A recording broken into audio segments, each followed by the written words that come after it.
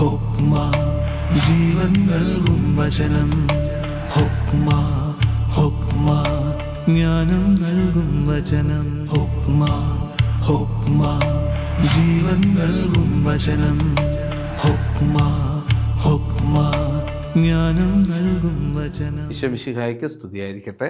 അബ്രാഹത്തിൻ്റെ വിശ്വാസ ജീവിതത്തെക്കുറിച്ചും അബ്രാഹത്തിനുണ്ടാകുന്ന പരീക്ഷണങ്ങളെക്കുറിച്ചുമുള്ള വിചിന്തനങ്ങളാണ് ഈ കഴിഞ്ഞ എപ്പിസോഡുകളിലൂടെ നമ്മൾ കണ്ടത്. എത്രയൊക്കെ പരീക്ഷണങ്ങൾ ഉണ്ടായിട്ടും അബ്രാഹത്തെ വിശ്വാസത്തിൻ്റെ പിതാവ് എന്ന് വിശേഷിപ്പിക്കാൻ കാരണം ദൈവത്തോടുള്ള അഗാധമായ അടുപ്പമാണ്. ആ അടുപ്പമാണ് നമ്മൾ ഓരോരുത്തരും സ്വാംശീകരിക്കേണ്ടത് എന്ന് കർത്താവിൻ്റെ വചനങ്ങൾ നമുക്ക് പറഞ്ഞു തരികയാണ്. അതുകൊണ്ട് ഈ അവസരത്തിൽ ഈ വചനഭാഗം വ്യാഖ്യാനങ്ങൾ കേൾക്കുന്ന അവസരത്തിൽ ദൈവത്തോട് കൂടുതൽ ചേർന്ന് നിൽക്കുവാനും അവിടുന്ന് ആശ്രയിക്കുവാനും അവിടുന്ന് നൽകുന്ന വിശ്വാസത്തിൻ്റെ തെളിമയിൽ ജീവിതത്തെ നോക്കിക്കാണുവാനുമുള്ള വലിയ കൃപയ്ക്ക് വേണ്ടി പ്രാർത്ഥിച്ചുകൊണ്ട് ഈ എപ്പിസോഡിലേക്ക് നമുക്ക് പ്രവേശിക്കാം. കഴിഞ്ഞ എപ്പിസോഡിൽ കണ്ടത് ഉൽപ്പത്തി പുസ്തകത്തിൻ്റെ 15-ാമത്തെ അധ്യായത്തിൽ നമ്മൾ കണ്ടുമുട്ടിയ അബ്രാഹത്തിൻ്റെ ബലിയെക്കുറിച്ചുള്ള കാര്യങ്ങളാണ്. ഉടമ്പടി നവീകരിക്കപ്പെടുന്നത് ബലിയർപ്പണത്തിലൂടെയാണ്. ബലിയർപ്പണം കൂടാതെ ഉടമ്പടിയുടെ ബന്ധമില്ല. ആ ഒരു ആശയത്തെ നമ്മുടെ മുമ്പിൽ അവതരിപ്പിക്കുകയാണ്. ദൈവം അബ്രാഹത്തിന് ഉടമ്പടിയുടെ ബന്ധം അല്ലെങ്കിൽ വാഗ്ദാനം നവീകരിക്കുന്ന സമയത്ത് തന്നെ ഉടമ്പടിയുടെ ബന്ധത്തിലേക്ക് പ്രവേശിപ്പിക്കുകയാണ്. കറാത്ത് ബറീത്ത് എന്നുള്ള ആ വലിയ സ്റ്റേറ്റ്മെൻറ്റ് കടന്നു വരാനുള്ള കാരണവും ഇതുതന്നെയാണ്. ദൈവം അബ്രാഹത്തോട് ചെയ്യുന്ന ഉടമ്പടിയുടെ രൂപം ഭാവവും അതാണ്. മൃഗത്തെ വെച്ചിട്ട് അതിനെ രണ്ടായിട്ട് പിളർന്ന് അതിലൂടെ കടന്നു പോകുമ്പോൾ പറയുകയാണ്, ഈ ഉടമ്പടിയിൽ ഏതെങ്കിലും ഭാഗം ലംഘിച്ചാൽ ഈ മൃഗത്തിന് ഉള്ള വിധിയായിരിക്കും നിനക്കുണ്ടാകാൻ പോകുന്നത്. ഈ ഒരു ഉടമ്പടിയുടെ അനുഭവത്തെക്കുറിച്ചാണ് കഴിഞ്ഞ പ്രാവശ്യം നമ്മൾ കണ്ടെങ്കിൽ അതിൻ്റെ സമാപനത്തിൽ നമ്മൾ ഒരു വചനഭാഗം വായിച്ചു. അത് ഇപ്രകാരമാണ്. 15-ാമത്തെ അധ്യായത്തിൽ ഇപ്രകാരമാണ് നമ്മൾ വായിച്ചത്. 13-ാമത്തെ വാക്യം, നിന്റെ സന്താനങ്ങൾ സ്വന്തമല്ലാത്ത നാട്ടിൽ പരദേശികളായി കഴിഞ്ഞുകൂടും. അവർ ദാസ്യവേല ചെയ്യും. 400 കൊല്ലം അവർ പീഡനങ്ങൾ അനുഭവിക്കും. എന്നാൽ അവരെ അടിമപ്പെടുത്തുന്ന രാജ്യത്തെ ഞാൻ കുറ്റം വിധിക്കും. അതിനുശേഷം ധാരാളം സമ്പത്തുമായി അവർ പുറത്തു വരും. അബ്രാഹത്തിൻ്റെ ജീവിതത്തിൽ നടക്കാൻ പോകുന്ന വലിയ കാര്യങ്ങളെ മുൻകൂട്ടി അവതരിപ്പിച്ചിരിക്കുന്നതാണ് ഇവിടെ ചെയ്തത്. അതായത് ഇസ്രായേൽ ജനത്തിൻ്റെ പിതാവാണ് അബ്രാഹം എന്നുള്ള ഒരാളുണ്ട്. ആ അബ്രാഹത്തിൻ്റെ സന്തതികളായ ഇസ്രായേൽ സമൂഹം, അവർക്ക് യാതനകളുണ്ടാകും, വേദനകളുണ്ടാകും, നാട് കടത്തപ്പെടും, പ്രവാസികളായിട്ട് നാട് കടത്തപ്പെടും. ആ പ്രവാസികളെ കർത്താവ് സംരക്ഷിക്കും. പിന്നീട് വലിയ സമ്പത്തോടുകൂടി തിരിച്ചു വരും. ഈജിപ്തിലേക്ക് ഇസ്രായേൽക്കാർ നടത്തുന്ന പലായനവും അതുപോലെ തന്നെ ബാബിലോണിലേക്ക് ജൂദ നടത്തുന്ന പലായനവും എല്ലാം ഉൾപ്പെടുത്തിക്കൊണ്ടാണ് വിശുദ്ധ ഗ്രന്ഥകാരൻ ഇതിനെ സൂചിപ്പിക്കുക. അത് നേരത്തെ തന്നെ അബ്രഹാമിൻ്റെ ജീവിതത്തിൽ അവതരിപ്പിക്കുകയാണ് ചെയ്തത്. അതായത് വിശുദ്ധ ഗ്രന്ഥകാരൻ അബ്രാഹത്തെക്കുറിച്ചുള്ള ഭാഗങ്ങൾ എഴുതുമ്പോൾ തന്നെ അവൻ്റെ മനസ്സിൽ അല്ലെങ്കിൽ അവൻ്റെ ചിന്തകളിൽ ഹിസ്റ്റോറിക്കലായിട്ട്, അതായത് ചരിത്രപരമായിട്ട് ആ കാലഘട്ടത്തിൽ ഈ സംഭവങ്ങളൊക്കെ നടന്നിട്ടുണ്ട്. അതിനെ ബേസ് ചെയ്തുകൊണ്ടാണ് ഈ അബ്രാഹാമിൻ്റെ കഥകൾ, സംഭവങ്ങളൊക്കെ എഴുതുന്നത്. കാരണം ഇസ്രായേൽ ജനം പരദേശികളായിട്ട് പാർത്ത കാലത്തെയും അതുപോലെ തന്നെ തിരിച്ച് സമ്പത്തുമായിട്ട് വന്ന സംഭവങ്ങൾ കണ്ടുകൊണ്ട് പറയുകയാണ്, ഇവരെല്ലാവരും അബ്രാഹത്തിൻ്റെ മക്കളാണ്. അബ്രാഹം എന്ന് പറയുന്ന വ്യക്തി ഉടമ്പടിയുടെ ബന്ധത്തിലൂടെ പിതാവായ ദൈവത്തോട് വിശ്വാസത്തിൽ ഒന്നിച്ച വ്യക്തിയാണ് എന്ന സൂചന നമുക്ക് മുമ്പിൽ അവതരിപ്പിക്കുകയാണ് ഇവിടെ ചെയ്യുന്നത്. ഇനി നമുക്ക് കാണാൻ സാധിക്കുന്നത് അബ്രാഹത്തിൻ്റെ ഉടമ്പടിയുടെ അനുഭവം ഇതാണെങ്കിൽ, ഒരു ബലിയർപ്പണത്തിലൂടെ ഉടമ്പടി നവീകരിച്ചെങ്കിൽ അടുത്ത രംഗം 16-ാം അധ്യായമാണ്. ഞാൻ 17-ാമത്തെ അധ്യായത്തിലേക്ക് പ്രവേശിക്കുകയാണ്. കാരണം ഇത് രണ്ടും ഒന്നിച്ചു പോകുന്നതാണ്. ഉടമ്പടിയുടെ ബന്ധത്തിൻ്റെ ഫലം, ആ ഉടമ്പടിയുടെ ബലിയർപ്പണത്തിൻ്റെ മറ്റൊരു വശമാണ് ആ ബലിയർപ്പണത്തിന് ദൈവജനത്തിൻ്റെ ഒരു സൈനാകുക, അല്ലെങ്കിൽ ദൈവത്തിൻ്റെ ഉടമ്പടിയുടെ ഒരു സൈൻ, അടയാളം കൊടുക്കുക. അതാണ് യഥാർത്ഥത്തിൽ സർക്കംസിഷൻ അല്ലെങ്കിൽ പരിച്ഛേദനം എന്നതിലൂടെ അർത്ഥമാക്കുന്നത്. അബ്രാഹത്തോട് പറയുകയാണ്, നിന്റെ സന്തതി പരമ്പരയിൽപ്പെട്ട ആൺകുട്ടികളായിട്ടുള്ള എല്ലാവരെയും, ആൺമക്കളെ എല്ലാവരെയും പരിച്ഛേദനം ചെയ്യണം. ഇത് ഞാനും നീയും തമ്മിലുള്ള ഉടമ്പടിയുടെ ഭാഗമാണ്. അതായത് നമ്മൾ കണ്ടു കഴിഞ്ഞു, നമ്മൾ ഉൽപ്പത്തി പുസ്തകത്തിൻ്റെ 9-ാമത്തെ അധ്യായത്തിൽ 8 മുതലുള്ള വാക്യങ്ങളിൽ നമ്മൾ കണ്ടു കഴിഞ്ഞു. നോഹയുമായി ദൈവം ആദ്യത്തെ ഉടമ്പടി നടത്തുമ്പോൾ ഈ ഉടമ്പടി നടത്തുന്ന ഞാനും നീയും തമ്മിൽ മഴവില്ല് ഒരു അടയാളമായിട്ട് നിൽക്കും എന്ന് നോഹയോട് പറയുന്ന രംഗങ്ങൾ കണ്ടു. അതുപോലെ തന്നെ ഉടമ്പടിയുടെ ബന്ധത്തിൻ്റെ ഒരു അംശമാണ്, ഒരു അടയാളമാണ് പരിച്ഛേദനം. ഉടമ്പടി എന്താണെന്ന് നമ്മൾ കഴിഞ്ഞ പ്രാവശ്യം കണ്ടു. ഞാൻ പിതാവും നീ എനിക്ക് പുത്രനുമായിരിക്കും എന്നുള്ള ബന്ധമാണ് ഉടമ്പടി. ആ ബന്ധത്തെ സാധൂകരിക്കാൻ, ആ ബന്ധത്തിൻ്റെ അനുഭവത്തെ സൂചിപ്പിക്കാൻ വേണ്ടിയിട്ടാണ് ഉടമ്പടിയുടെ അടയാളമായ പരിച്ഛേദനം സ്വീകരിക്കേണ്ടത്. എന്താണ് പരിച്ഛേദനം? എങ്ങനെയാണ് ഈ പരിച്ഛേദനം പൂർണ്ണമായിട്ട് മാറുക? പരിച്ഛേദനത്തിന് മുമ്പായി ദൈവം തന്നെ വെളിപ്പെടുത്തുന്നുണ്ട്. 17-ാമത്തെ അധ്യായത്തിൻ്റെ 1-ാമത്തെ വാക്യം, അബ്രഹാമിന് 99 വയസ്സായപ്പോൾ കർത്താവ് പ്രത്യക്ഷപ്പെട്ട് അവനോട് പറഞ്ഞു ചെയ്തു, സർവശക്തനായ ദൈവമാണ് ഞാൻ, എൻ്റെ മുമ്പിൽ വ്യാപരിക്കുക, കുറ്റമറ്റവനായി വർത്തിക്കുക. ദൈവം തന്നെ വെളിപ്പെടുത്തുകയാണ്. ദൈവത്തിൻ്റെ പേര് വെളിപ്പെടുത്തി കൊടുക്കുക. എൽ ഷദ്ദായ് എന്ന് പറഞ്ഞു കഴിഞ്ഞാൽ സർവശക്തനായ ദൈവം, ഗോഡ് ഓഫ് ഓംനിപൊട്ടൻസ്. ഷദ്ദായും എന്ന് പറഞ്ഞു കഴിഞ്ഞാൽ ബ്രസ്റ്റ് എന്നാണ് അർത്ഥം. ഓംനിപൊട്ടൻസ് എങ്ങനെയാണ് വരുന്നത്? അമ്മയുടെ മുലപ്പാൽ കുടിക്കുന്നവൻ്റെ ഒരു ശക്തി, വളരെ ശക്തിയാണ്. ആ ശക്തിയെ മനസ്സിലാക്കിക്കൊണ്ടാണ് പറയുന്നതാണ് ഓംനിപൊട്ടൻസ്, സർവശക്തനായ ദൈവം എന്നതുകൊണ്ട് ഉദ്ദേശിക്കുക. അതുകൊണ്ടാണ് ദൈവത്തിൻ്റെ ഒരു പേര് അബ്രഹാമിന് വെളിപ്പെടുത്തപ്പെട്ട ഉടമ്പടിയുടെ അടയാളമാണ് പരിച്ഛേദനമെന്ന് തിരുവചനം നമ്മളെ പഠിപ്പിക്കുകയാണ് ഈ അധ്യായത്തിലൂടെ. എന്താണ് പരിച്ഛേദനം, എങ്ങനെയാണ് പരിച്ഛേദനം കടന്നു വരുന്നത് എന്നതിനെക്കുറിച്ചൊക്കെയുള്ള വിചിന്തനങ്ങളാണ് നമ്മളൊന്ന് മനസ്സിലാക്കേണ്ടത്. നമ്മൾ ബൈബിൾ വായിക്കുമ്പോഴത്തേനും പെട്ടെന്ന് നമ്മൾ വിചാരിക്കും അബ്രഹാമിൻ്റെ കാലം മുതലേ പരിച്ഛേദനം ഉണ്ടായിരുന്നു. അത് ഉണ്ടായിരുന്നോ ഇല്ലയോ എന്നുള്ളതിനെക്കാട്ടിലുപരിയായി യഥാർത്ഥത്തിൽ പരിച്ഛേദനം എന്ന് പറയുന്നത് ഈ വിൽഡർനെസ്, അതായത് ഡെസേർട്ട് പീപ്പിൾ നടത്തുന്ന ഒരു ശുദ്ധീകരണത്തിൻ്റെ ഒരു വസ്തുതയാണ്. ശാരീരികമായിട്ടുള്ള ശുദ്ധീകരണത്തിന് വേണ്ടിയിട്ടുള്ള ഒരു വസ്തുതയാണ് പരിച്ഛേദനം എന്ന് പറയുക, അഗ്രചർമ്മം മുറിക്കുക എന്ന് പറയുന്നത്. അതിനൊരു ദൈവശാസ്ത്ര വീക്ഷണം കൊടുക്കുകയാണ് യഥാർത്ഥത്തിൽ വിശുദ്ധഗന്ധം ചെയ്യുന്നത്. ബാബിലോൺ പ്രവാസത്തിലേക്ക്, ഞാൻ പറഞ്ഞല്ലോ വിശുദ്ധഗന്ധം മുഴുവനും രൂപപ്പെട്ടിരിക്കുന്ന ബാബിലോൺ പ്രവാസകാലത്തും അതിനുശേഷവുമാണ്. ബാബിലോൺ പ്രവാസകാലത്ത് ഇസ്രായേൽ ജനം ആയിരുന്ന സമയത്ത് മറ്റു വ്യക്തികളിൽ നിന്ന് തങ്ങളെ തന്നെ ഒന്ന് വേർതിരിക്കാൻ വേണ്ടി അവരവരുടെ ശരീരത്തിൽ നടത്തിയ ഒരു ശസ്ത്രക്രിയയ്ക്ക് ആയിരിക്കാം യഥാർത്ഥത്തിൽ ഈ സർക്കംസിഷൻ അല്ലെങ്കിൽ പരിച്ഛേദനം എന്നതുകൊണ്ട് ഉദ്ദേശിക്കുക. എന്നാൽ വിശുദ്ധഗന്ധം ഈ പരിച്ഛേദനത്തിന് പല അർത്ഥങ്ങൾ കൊടുക്കാൻ തുടങ്ങി. പരിച്ഛേദനം എന്നതുകൊണ്ട് ഉദ്ദേശിക്കുക ഉടമ്പടിയുടെ ബന്ധത്തിലേക്ക് ഒരാളെ പ്രവേശിപ്പിക്കുന്നത് പരിച്ഛേദനം വഴിയാണ്. ഉടമ്പടിയുടെ ബന്ധത്തിലേക്ക് വിശുദ്ധഗന്ധത്തിൽ 2 പ്രധാനപ്പെട്ട വാക്കുകൾ കടന്നു വന്നിട്ടുണ്ട്. ഒന്ന് ബറാഹ്. ബറാഹ് എന്ന വാക്കിൻ്റെ അർത്ഥം അനുഗ്രഹിക്കുക എന്നാണ്. അനുഗ്രഹം, ബെർക്ക എന്ന വാക്ക് അനുഗ്രഹം. അനുഗ്രഹം എന്ന വാക്ക് എല്ലാവർക്കും കിട്ടുന്ന ഒരു ദാനമാണ്, ദൈവം അനുഗ്രഹിക്കുന്നു. എന്നാൽ 2-ാമത്തെ വാക്ക് ബെറീത്ത് എന്നാണ്. അത് ഉടമ്പടിയാണ്. ആ ഉടമ്പടി നിശ്ചയിക്കപ്പെട്ട വ്യക്തികൾക്ക് മാത്രമേ കിട്ടത്തുള്ളൂ. എല്ലാവർക്കും കിട്ടുന്ന സാധനമല്ല ഈ ഉടമ്പടി. ഇത് തമ്മിലുള്ള വ്യത്യാസം വളരെ പ്രകടമാണ് ഈ പരിച്ഛേദന കർമ്മത്തിൻ്റെ വിശുദ്ധഗന്ധ ഭാഗത്തിലൂടെ. അബ്രാഹം തൻ്റെ പുത്രനായ ഇശ്മായേലിനെ പരിച്ഛേദനം ചെയ്യുന്നു. അബ്രാഹം തൻ്റെ പുത്രനായ ഇസഹാക്കിനെ പരിച്ഛേദനം ചെയ്യുന്നു. രണ്ടും വ്യത്യാസമുണ്ട്. ഇവർ പരിച്ഛേദനം സ്വീകരിക്കുന്നെങ്കിലും 2 പരിച്ഛേദനങ്ങളും വ്യത്യാസമുണ്ട്. ആദ്യം ഇശ്മായേലിനെ പരിച്ഛേദനം ചെയ്യുമ്പോൾ വിശുദ്ധഗന്ധം പറയുന്നത് ഞാൻ അവനെ അനുഗ്രഹിക്കും, അതാണ് പറയുന്നത്, ഞാൻ അവനെ അനുഗ്രഹിക്കും. എന്നാൽ ഇസഹാക്കിനെ പരിച്ഛേദനം ചെയ്യുന്നതിലൂടെ വിശുദ്ധഗന്ധം പറയുന്നത് ഞാൻ അവനുമായി ഉടമ്പടി ചെയ്യും. അനുഗ്രഹവും ഉടമ്പടിയും തമ്മിൽ വ്യത്യാസമുണ്ട്. ആരൊക്കെ പരിച്ഛേദനം സ്വീകരിക്കണം? യഥാർത്ഥത്തിൽ ഇസ്രായേലിൽ താമസിക്കുന്ന, വാഗ്ദാന ദേശത്ത് താമസിക്കുന്ന എല്ലാവരും പരിച്ഛേദനം സ്വീകരിക്കണം. എല്ലാ പുരുഷന്മാരും പരിച്ഛേദനം സ്വീകരിക്കണം. കാരണം വാഗ്ദാന ദേശം ദൈവത്തിൻ്റെ നഗരമാണ്. അതിനാൽ ദൈവത്തിൻ്റെ നഗരത്തിൽ പ്രവേശിക്കുന്നവൻ പരിച്ഛേദനം സ്വീകരിക്കണം. അതുകൊണ്ടാണ് ജോഷുവയുടെ പുസ്തകത്തിൻ്റെ 5-ാമത്തെ അധ്യായത്തിന് 2 മുതൽ 9 വരെയുള്ള വാക്യങ്ങളിൽ ജോഷുവ ഇസ്രായേൽ ജനത്തെ വാഗ്ദാന നാട്ടിലേക്ക് പ്രവേശിപ്പിക്കുന്നതിന് തൊട്ട് തൊട്ടു മുൻപ് പരിച്ഛേദനത്തിനായിട്ട് ഒരുക്കുന്നത്. കാരണം യോശുവ പറയുന്നത് ഇപ്രകാരമാണ്: ഇസ്രായേൽ ജനം യാത്രയിൽ ധാരാളം പേര് മരിച്ചു, പുതിയ ആളുകൾ ജനിച്ചു. ഈ യാത്രയുടെ അവസരത്തിൽ പുതിയ ആളുകൾക്ക് പരിച്ഛേദനം കൊടുത്തില്ല.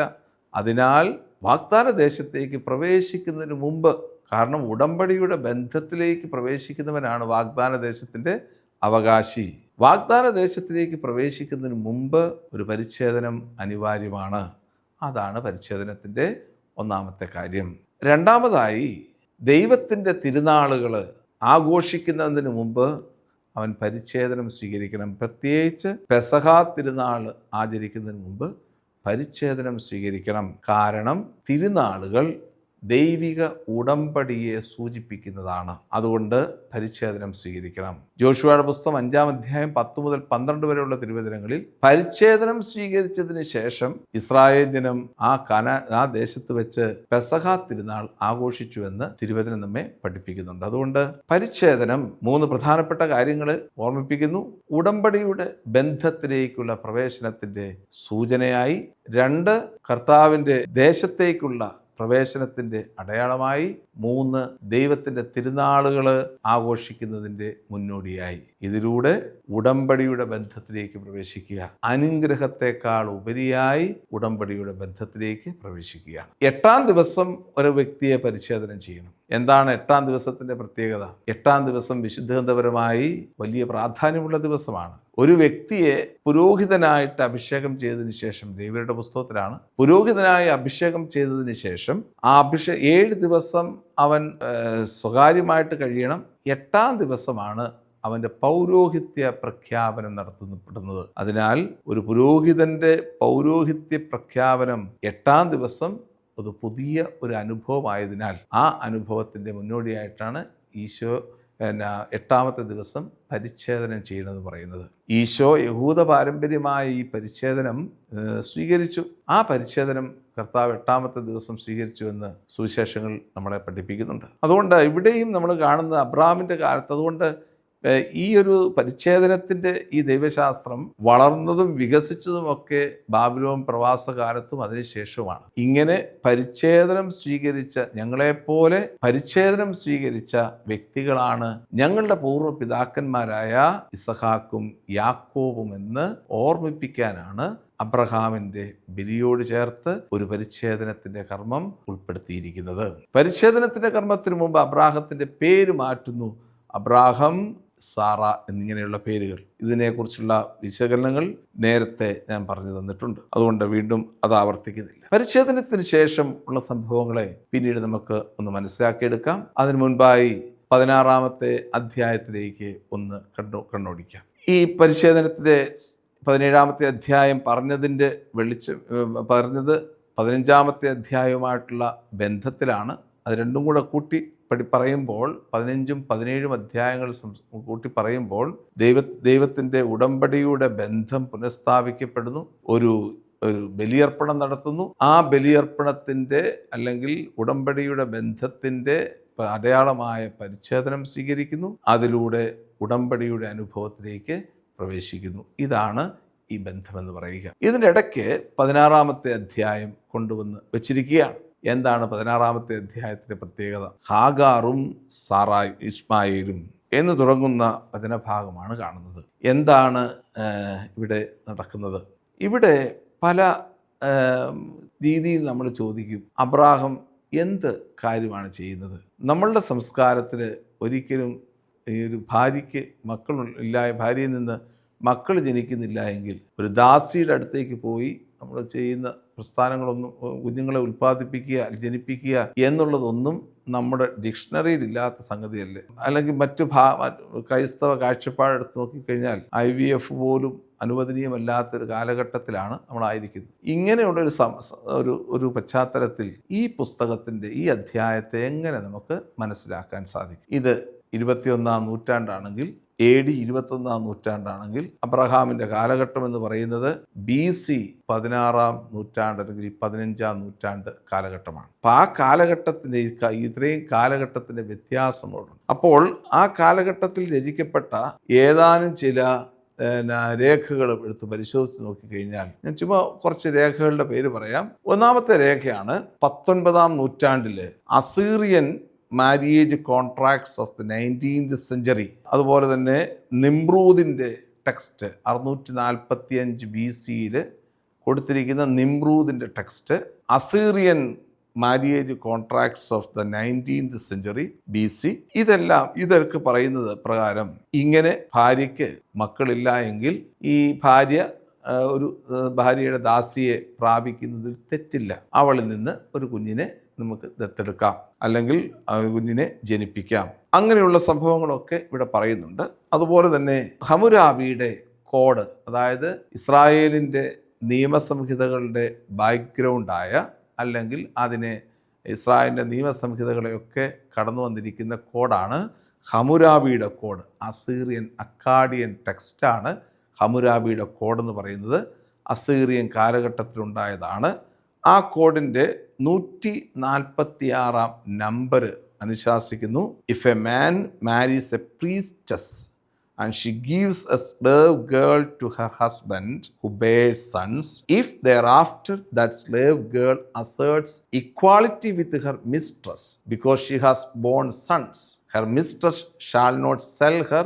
She may mark and count her among the slave girls. ഇതാണ് ആ ഒരു കോഡ് ഓഫ് ഹമ്മുരാബി പറയുന്നത്. അപ്പോൾ ഹമ്മുരാബിയുടെ കാലഘട്ടത്തിലും ഇതുപോലെ ദാസികളെ സ്വീകരിക്കുന്ന പതിവുണ്ടായിരുന്നു. നുത്സി എന്ന് പറയുന്ന ടെക്സ്റ്റ്, അത് പിൽക്കാലങ്ങളിൽ, അതും BC കാലഘട്ടത്തിൽ 7-ാം നൂറ്റാണ്ടിലുണ്ടായിരുന്ന നുത്സി എന്ന് പറയുന്ന ഒരു ടെക്സ്റ്റ്, ആ ടെക്സ്റ്റിലും ഇതുപോലെ ഒരു സംഭവങ്ങളൊക്കെ രേഖപ്പെടുത്തിയിട്ടുണ്ട്.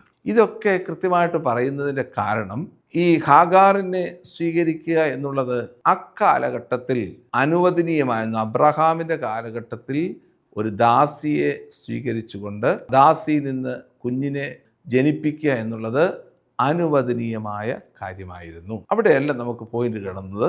എന്നാൽ അവളിൽ നിന്ന് ഒരു കുഞ്ഞ് ജനിച്ചു, ഇസ്മായിൽ എന്ന് പറയുന്ന ഒരു കുഞ്ഞ് ജനിച്ചു. എന്നാൽ ദൈവമായ കർത്താവ് അബ്രാമിനോട് പറയുന്നു ഇപ്രകാരമാണ്: സാറായിയുടെ ദാസിയായ ഹാഗാറിൽ നിന്നല്ല ഞാൻ വാഗ്ദാനത്തിന് പുത്രനെ തരുന്നത്, നിന്റെ ഭാര്യയായ സാറായി തന്നെ ഗർഭം ധരിക്കും, അവളൊരു പുത്രനെ പ്രസവിക്കും, അവനിലൂടെയാണ് ഞാൻ വാഗ്ദാനത്തിന്റെ പുത്രനാക്കി മാറ്റുന്നത്. ഇപ്പൊ ഇവിടെ കാണുന്ന വലിയൊരു ദൈവിക വെളിപാടെന്ന് പറഞ്ഞാൽ, ദൈവമായ കർത്താവ് വളരെ ശക്തമായ രീതി, അതായത് അബ്രാഹാം എന്ന് പറയുന്ന വ്യക്തി ഏതൊക്കെ ജീവിത സാഹചര്യങ്ങളിലൂടെ, ആ കാലഘട്ടത്തിലെ പ്രത്യേകതകളിലൂടെ ഒക്കെ പോയാലും, അവിടുത്തെ ആ കാലഘട്ടത്തിൻ്റെ സാധ്യതകൾ, ആ കാലഘട്ടത്തിലെ നിയമസംഹിതകൾ, ഇതൊക്കെ അനുസരിച്ച് ജീവിച്ചാൽ പോലും ദൈവത്തിന് ഒരു പ്രത്യേക വഴിയുണ്ട്. ആ വഴിയിലൂടെയാണ് അബ്രാഹാം യാത്ര ചെയ്യേണ്ടത്. അതാണ് അവനെ വിശ്വാസികളുടെ പിതാവാക്കി മാറ്റിയത് എന്ന് തിരുവചനം നമ്മെ പഠിപ്പിക്കുകയാണ്. അതുകൊണ്ട് ഈ ഹാഗാറിന്റെ സംഭവത്തെ അത് ഒറ്റപ്പെട്ട സംഭവമായിട്ട് എടുക്കണ്ട. ഇനി യാക്കോബിന്റെ ജീവിതത്തിലേക്ക് വരുമ്പോഴത്തേനും വീണ്ടും നമുക്കത് കാണാൻ സാധിക്കും. ഈ റാഹേല് വന്ധ്യയായപ്പോൾ അവൾ തൻ്റെ ദാസിയായ ബീലായെ നൽകിയെന്ന് തിരുവചനം പറയുന്നുണ്ട്. അങ്ങനെയുള്ള സംഭവങ്ങളൊക്കെ വിശുദ്ധ ഗ്രന്ഥത്തിൽ നമ്മൾ കാണുന്നുണ്ട്. അപ്പോൾ അതൊക്കെ ആ കാലഘട്ടത്തിൻ്റെ പ്രത്യേകതകളായിട്ട് വേണം മനസ്സിലാക്കിയെടുക്കാൻ. എന്നാൽ ഇവിടെ പറയുന്നത്, അങ്ങനെയുള്ള സംഭവങ്ങളിലൂടെ പോയാൽ പോലും ദൈവത്തിൻ്റെ പദ്ധതി എന്ന് പറയുന്നത് യഥാർത്ഥത്തിൽ അബ്രാഹാമിൻ്റെ ഭാര്യയായ സാറായ് എന്ന് പറയുന്ന വ്യക്തിയിലൂടെ ദൈവമായ കർത്താവ് വാഗ്ദാനത്തിൻ്റെ പുത്രനെ തരും. ആ വാഗ്ദാനത്തിൻ്റെ പുത്രനെ സ്നേഹത്തോടുകൂടി കാത്തിരിക്കാനുള്ള വിളിയാണ് അബ്രഹാമിന് ലഭിച്ചിരിക്കുന്നത്. അവിടെയാണ് വിശ്വാസികളുടെ പിതാവായി അബ്രാഹാം എണ്ണപ്പെടുന്നത് എന്ന് തിരുവചനം നമ്മെ പഠിപ്പിക്കുകയാണ്. അതുകൊണ്ട് നമ്മൾ ഇപ്പോൾ ഒരു സെഷനിലേക്ക്, കാരണം അബ്രാഹാമിൻ്റെ ജീവിതത്തിൽ കടന്നു വന്നിട്ടുള്ള പരീക്ഷണങ്ങളിലൂടെ കടന്നു പോവുകയായിരുന്നു. അബ്രാഹാമിൻ്റെ ജീവിതത്തിൽ രണ്ട് പ്രധാനപ്പെട്ട കാര്യങ്ങൾ ദൈവമായ കർത്താവ് അവന് വാഗ്ദാനം ചെയ്തിരിക്കുന്നത്, രണ്ട് കാര്യങ്ങൾ: ഒന്ന്, ഒരു പുത്രനെ തരും, ജനതയെ തരും; രണ്ട്, ഒരു ദേശം തരും. ഈ രണ്ടും ഈ സമയം വരെ പൂർത്തീകരിക്കപ്പെട്ടിട്ടില്ല. മറിച്ച് ഹാഗാറിൽ നിന്ന് ഇഷ്മായേൽ എന്ന് പറയുന്ന ഒരു കുഞ്ഞിനെ കൊടുത്തു. പക്ഷേ സാറായിൽ നിന്ന് ഒരു കുഞ്ഞ് പോലും ഉണ്ടായില്ല. അത്രമാത്രം നിരാശപ്പെട്ട് കിടക്കുന്ന അബ്രഹാമിനെയാണ് ഈ അധ്യായങ്ങളിലൂടെ നമ്മൾ കാണുന്നത്. ഇനി അടുത്ത അധ്യായങ്ങളിലേക്ക് വരുമ്പോൾ നിരാശ മാറി പ്രത്യാശയിലേക്ക് പ്രവേശിക്കുന്ന, അല്ലെങ്കിൽ സന്തോഷത്തിലേക്ക് പ്രവേശിക്കുന്ന അബ്രഹാമിനെയും സാറായെയും നമുക്ക് കാണാൻ സാധിക്കും. അപ്പോൾ നിരാശയിൽ നിന്ന് പ്രത്യാശയിലേക്ക് പ്രവേശിക്കുന്ന ആ ലിങ്ക് എന്താണ് എന്നുള്ളത് അടുത്ത എപ്പിസോഡിലൂടെ നമുക്ക് മനസ്സിലാക്കാൻ പറ്റും. ദൈവം നമ്മെ അനുഗ്രഹിക്കട്ടെ. ഹുക്മ ജീവൻ നൽകും വചനം. ഹുക്മ ജ്ഞാനം നൽകും വചനം.